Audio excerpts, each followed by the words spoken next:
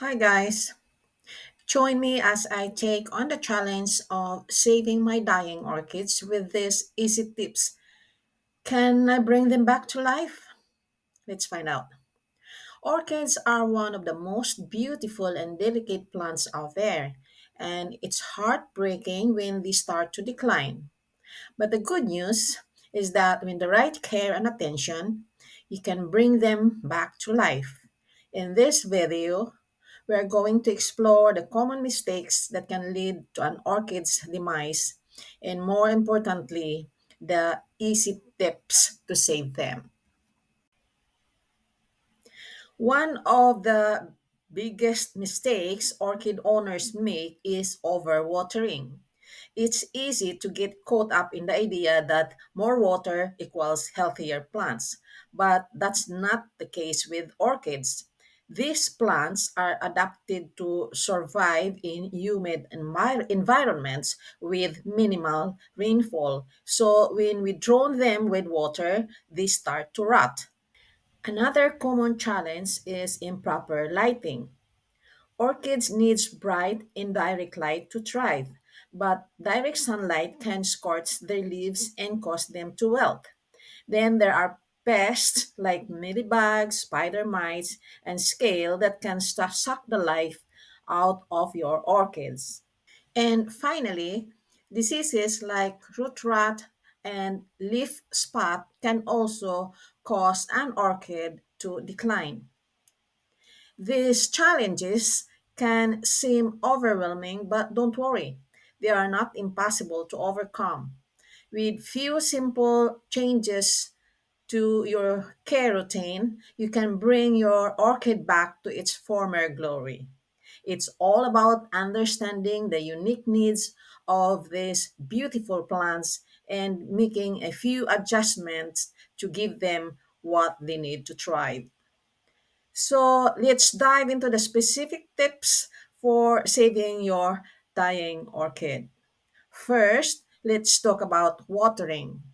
The key is water your orchid with the potting mix is when the potting mix is dry to the touch but not bone dry. You can check this by sticking your finger into the mix up to the first knuckle. If it feels dry, it's time to water. Make sure to water at the roots, avoiding the leaves and crown to prevent rot. Next, let us talk about lighting. East or west facing windows are perfect for orchids as they provide bright and direct light.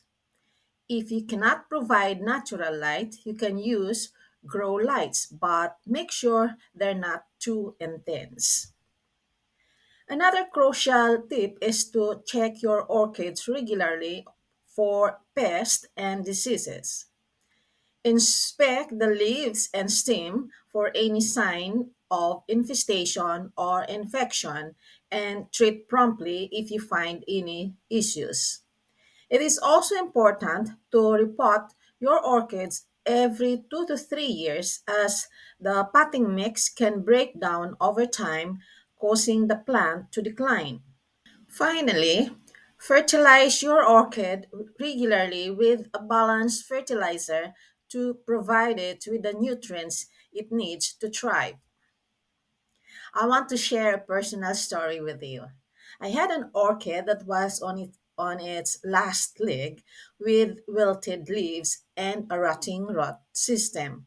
I thought it was goner, but I decided to try out these tips, and to my surprise, it started to recover. I repotted it in fresh potting mix, started fertilizing it regularly, and made sure to water it properly. Within a few weeks, it started to produce new growth and eventually it bloomed again. It was an incredible transformation, and it just goes to show that with the right care, even the most dying orchid can be brought back to life. To recap, saving a dying orchid requires attention to its unique needs. By avoiding overwatering, providing proper lighting, checking for pests and diseases, repotting regularly, and fertilizing, you can bring your orchid back to its former glory. Remember, it's all about understanding what your orchid needs to thrive and making a few simple adjustments to give what it needs. Thanks for watching, and I hope you found these tips helpful.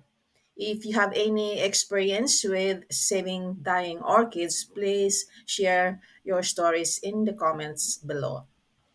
Bye.